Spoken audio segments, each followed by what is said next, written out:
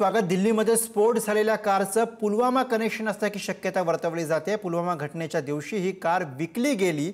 i20 car अनेक वेळा विकली आणि खरेदी केली गेलेली आहे। फरीदाबादमधील एक कंपनी जुन्या गाड्या विक्री करते आणि या कंपनीकडून ही खरेदी विक्री झाल्याची माहिती पुढे येते।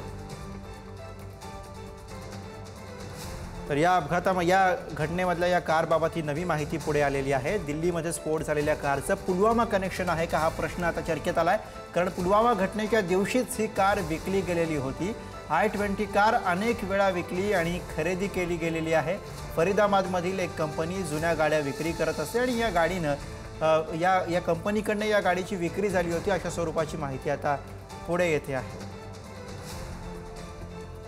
लाल किल्ल्याजवळ असलेल्या मेट्रो स्टेशन जवळच्या सिग्नलवरती या गाडीचा स्फोट झाला आणि त्या पाठोपाठ इथे उपस्थित असलेल्या अनेक गाड्यांनी पेट घेतला आणि त्यामध्ये जवळपास 8 जणांचा मृत्यू झालेला आहे।